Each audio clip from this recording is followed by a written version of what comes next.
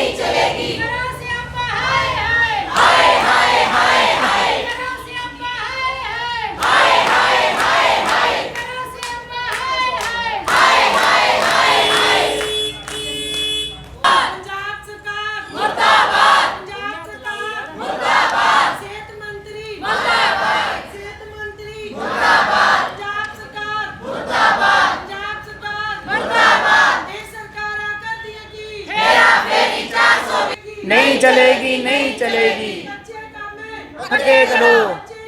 पक्के करो।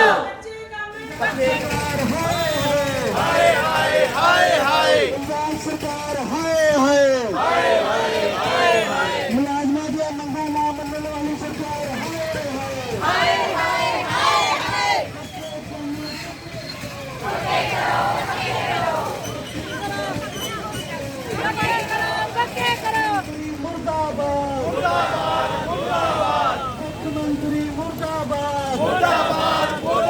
पंजाब सरकार हाय मंगे नहीं मन गए सेहत मंत्री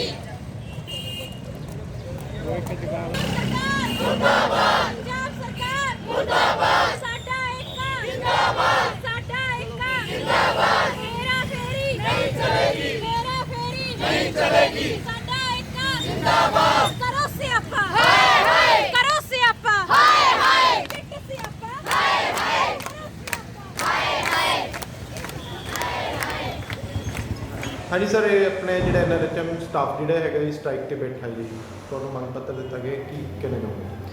मैं डॉक्टर सुनील भगत DFPO फरीदकोट।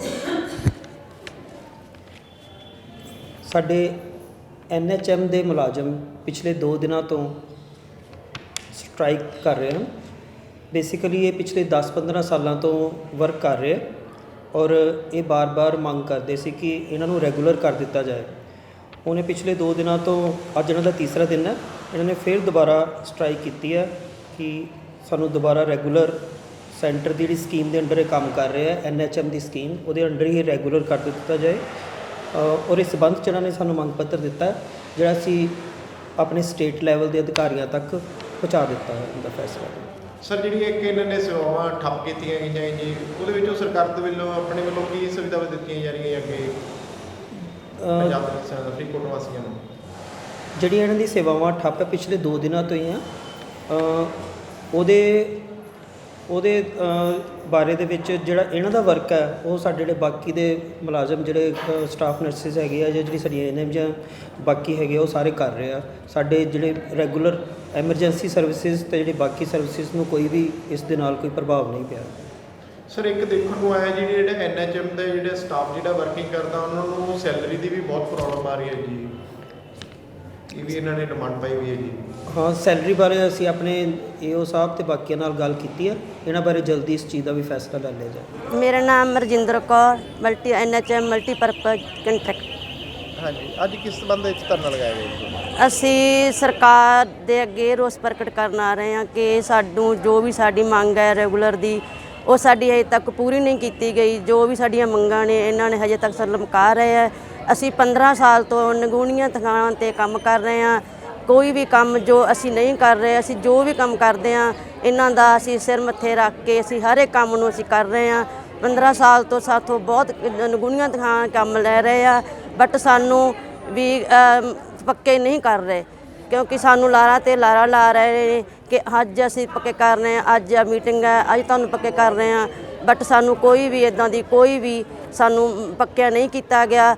ਅਸੀਂ ਹਜੇ ਉੱਥੇ ਦੀ ਉੱਥੇ ਹੀ ਹਾਂ। 15 ਸਾਲ ਤੋਂ ਅਸੀਂ ਕੱਚੇ ਹੀ ਕੰਮ ਕਰ ਰਹੇ ਹਾਂ, ਕੰਟਰੈਕਟ 'ਤੇ ਹਾਂ।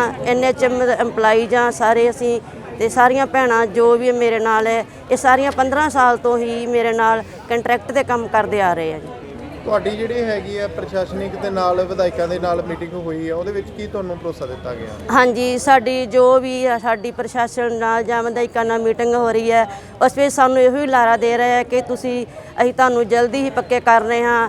ਹਫ਼ਤੇ ਦਾ ਟਾਈਮ ਦਿੱਤਾ ਗਿਆ ਹੈ ਕਿ ਤੁਸੀਂ ਹੜਤਾਲਾਂ ਨੂੰ ਛੱਡ ਕੇ ਵੀ ਤੁਸੀਂ ਆਪਣੇ ਕੰਮਾਂ 'ਤੇ ਵਾਪਸ ਆਓ, ਬਟ ਅਸੀਂ ਇਹੀ ਕਹਿ ਰਹੇ ਹਾਂ ਕਿ ਜਦੋਂ ਤੱਕ ਸਾਡਾ ਰੈਗੂਲਰ ਨਹੀਂ ਕੀਤਾ ਗਿਆ ਅਸੀਂ ਉਨੀ ਦੇਰ ਅਸੀਂ ਆਪਣੀਆਂ ਡਿਊਟੀਆਂ 'ਤੇ ਵਾਪਸ ਨਹੀਂ ਜਾਵਾਂਗੇ। ਉਦੋਂ ਹੀ ਵਾਪਸ ਜਾਵਾਂਗੇ, ਅਸੀਂ ਰੈਗੂਲਰ ਆਰਡਰ ਲੈ ਕੇ ਹੀ ਵਾਪਸ ਜਾਵਾਂਗੇ। ਤੁਹਾਡੀਆਂ ਜਿਹੜੀਆਂ ਹੈਗੀਆਂ ਕਿਹੜੀਆਂ ਸੇਵਾਵਾਂ ਤੁਹਾਡੀਆਂ ਬੰਦ ਕਰ ਦਿੱਤੀਆਂ ਗਈਆਂ ਤੇ ਕਿਹੜੀਆਂ ਚੱਲਦੀਆਂ ਜੀ? ਸਾਡੀਆਂ ਜੋ ਵੀ ਬੱਚਿਆਂ ਦਾ ਟੀਕਾਕਰਨ ਜੋ ਕਿ ਕੱਲ੍ਹ ਬੁੱਧਵਾਰ ਦਾ ਦਿਨ ਸੀ, ਬੱਚਿਆਂ ਲਈ ਬਹੁਤ ਜ਼ਰੂਰੀ ਸੀ, ਅਸੀਂ ਉਹ ਵੀ ਟੀਕਾਕਰਨ ਵੀ ਬੰਦ ਕੀਤਾ। ਔਰ ਜਿਹੜੇ ਡੇਲੀ ਦੀ ਵੈਕਸੀਨ ਕੋਵਿਡ ਵੈਕਸੀਨੇਸ਼ਨ ਲੱਗ ਰਹੀ ਹੈ ਉਹ ਵੀ ਅਸੀਂ ਕੱਲ੍ਹ ਤੋਂ 15 ਤਰੀਕ ਤੋਂ ਅਸੀਂ ਬਾਈਕਾਟ ਕੀਤਾ ਹੋਇਆ ਹੈ। ਉਨੀ ਦੇਰ ਅਸੀਂ ਆਪਣਾ ਇਹ ਕੰਮ ਨਹੀਂ ਕਰਾਂਗੇ ਜਿੰਨੀ ਦੇਰ ਸਾਨੂੰ ਰੈਗੂਲਰ ਨਹੀਂ ਕੀਤਾ ਜਾਂਦਾ। Kaur, multipurpose health worker.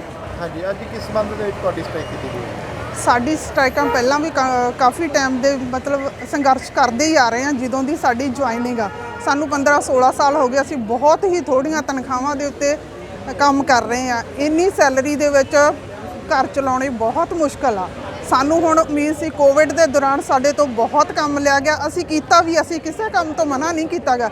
ਇਹਨਾਂ ਨੇ ਜੋ ਵੀ ਸਾਨੂੰ ਕੰਮ ਆਨਲਾਈਨ ਦਿੱਤਾ ਜਾਂ RCH ਦਾ ਜਿੰਨਾ ਵੀ ਕੰਮ ਸੀ ਅਸੀਂ ਕਦੇ ਮਨਾ ਨਹੀਂ ਕੀਤਾ। ਸਾਨੂੰ ਇਹ ਉਮੀਦ ਸੀ ਕਿ ਸਾਨੂੰ ਹੁਣ ਕੋਵਿਡ ਦੇ ਦੌਰਾਨ ਤਾਂ ਸਾਨੂੰ ਕੋਈ ਨਾ ਕੋਈ ਤੋਹਫਾ ਦਿੱਤਾ ਜਾਊਗਾ, ਬਟ ਇਹਨਾਂ ਸਰਕਾਰਾਂ ਨੇ ਸਾਨੂੰ ਉਹਦੇ ਦੌਰਾਨ ਵੀ ਕੁਝ ਨਹੀਂ ਦਿੱਤਾ ਗਿਆ। ਜੇ ਕਿਹਾ ਜਾਂਦਾ ਹੈ ਤਾਂ ਸ਼ਰੇਆਮ ਕਹਿ ਦਿੰਦੇ ਆ ਤੁਸੀਂ ਕੌਣ ਹੋ, ਅਸੀਂ ਤਾਂ ਜਾਣਦੇ ਵੀ ਨਹੀਂ ਤੁਹਾਨੂੰ। ਇਹ ਚੀਜ਼ਾਂ ਸੁਣ ਕੇ ਸਾਨੂੰ ਬਹੁਤ ਤਕਲੀਫ ਹੁੰਦੀ ਹੈ ਕਿ ਇੰਨਾ ਕੰਮ ਵੀ ਕਰਦੇ ਆ। ਇੱਕ ਹਿਸਾਬ ਨਾਲ ਗਧਿਆਂ ਵਾਲਾ ਹਿਸਾਬ ਆ ਸਾਡਾ, ਵੀ ਜਿਸ ਹਿਸਾਬ ਨਾਲ ਸਾਡੇ ਤੋਂ ਇਹ ਕੰਮ ਲੈਂਦੇ ਆ। ਹੁਣ ਲੱਗਾ ਸੀ ਕਿ ਦੀਵਾਲੀ ਦਾ ਤੋਹਫਾ ਉਹਨੂੰ ਵੀ ਦਿੱਤਾ ਜਾ ਰਿਹਾ, ਉਹਨੂੰ ਵੀ ਸਾਨੂੰ ਵੀ ਉਮੀਦ ਸੀ ਕਿ ਸਾਨੂੰ ਵੀ ਕੁਛ ਨਾ ਕੁਛ ਦਿੱਤਾ ਜਾਊਗਾ, ਬਟ ਇਹਨਾਂ ਨੇ ਕੁਛ ਨਹੀਂ ਦਿੱਤਾ। ਹੁਣ ਸਰਕਾਰ ਨੇ ਐਕਟ ਬਣਾਇਆ, ਐਕਟ ਦੇ ਅੰਡਰ ਵੀ ਇਸ ਚੀਜ਼ ਦਾ ਕੋਈ ਗੱਲ ਵੀ ਕਲੀਅਰ ਨਹੀਂ ਕਿ ਸਾਨੂੰ ਉਹਦੇ ਵਿੱਚ ਪਾਇਆ ਗਿਆ ਜਾਂ ਨਹੀਂ ਪਾਇਆ ਗਿਆ। ਹੁਣ ਸਾਡਾ ਇਹੀ ਹੈ ਕਿ ਅਸੀਂ ਰੈਗੂਲਰ ਆਰਡਰ ਲੈ ਕੇ ਹੀ ਉੱਠਾਂਗੇ, ਕੁਛ ਹੋ ਜਾਵੇ, ਚਾਹੇ ਜੋ ਮਰਜ਼ੀ ਕਰ ਲਵੇ ਸਰਕਾਰ, ਟਰਮੀਨੇਟ ਕਰੇ, ਸਾਡੀਆਂ ਸੈਲਰੀਆਂ ਕੱਟੀਆਂ ਜਾਣ, ਜੋ ਮਰਜ਼ੀ ਹੋ ਜਾਵੇ, ਅਸੀਂ ਉੱਠਣ ਵਾਲੇ ਨਹੀਂ ਗੇ ਉਨੀ ਦੇਰ। ਸਰ, ਮੇਰਾ ਨਾਮ ਦੀਪਕ ਬਾਵਾ, ਮੈਂ ਜੇ CH ਜੰਡ ਸਾਹਿਬ ਬਲਾਕ ਮਚਾਕੀ ਕਲਾਂ ਵਿਖੇ ਆਪਣੀ ਡਿਊਟੀ ਨਿਭਾ ਰਹੀ ਹਾਂ। ਅਸੀਂ NHM ਦੇ ਵਿੱਚ ਕੋਵਿਡ ਦੇ ਵਿੱਚ ਵੀ ਡਿਊਟੀਆਂ ਕੀਤੀਆਂ।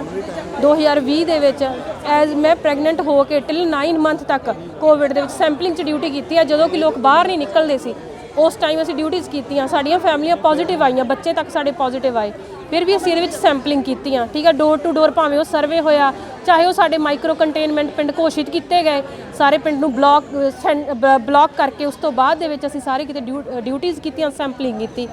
ਫਿਰ ਸਾਡੇ ਨਾਲ ਮਤਰੀਮਾਂ ਵਾਲਾ ਸਲੂਕ ਕਿਉਂ? ਸਾਨੂੰ ਕਿਹਾ ਜਾਂਦਾ ਕਿ ਤੁਸੀਂ ਕੇਂਦਰ ਦੇ ਮੁਲਾਜ਼ਮ, ਤੁਸੀਂ ਕੇਂਦਰ ਦੇ ਅੰਦਰ ਕੰਮ ਕਰਦੇ ਹੋ। ਕੀ ਗੱਲ, ਅਸੀਂ ਪੰਜਾਬ ਸਰਕਾਰ ਨੂੰ, ਪੰਜਾਬ ਨੂੰ ਅਸੀਂ ਸਾਰੇ ਨੂੰ ਆਪਣੀਆਂ ਸੁਵਿਧਾਵਾਂ ਉਹਨਾਂ ਦੀ ਅਸੀਂ ਸੇਵਾ ਕਰ ਰਹੇ ਹਾਂ। ਅਸੀਂ ਪੰਜਾਬ ਸਰਕਾਰ ਦਾ ਕੰਮ ਨਹੀਂ ਕਰਨਾ, ਉਹਨਾਂ ਦੀ ਅਸੀਂ ਸੇਵਾ ਕਰ ਰਹੇ ਹਾਂ। ਅਸੀਂ ਪੰਜਾਬ ਸਰਕਾਰ ਦਾ ਕੰਮ ਨਹੀਂ ਕਰਨਾ, ਉਹਨਾਂ ਦੀ ਅਸੀਂ ਸੇਵਾ ਕਰ ਰਹੇ ਹਾਂ। ਅਸੀਂ ਪੰਜਾਬ ਸਰਕਾਰ ਦਾ ਕੰਮ ਨਹੀਂ ਕਰ ਰਹੇ।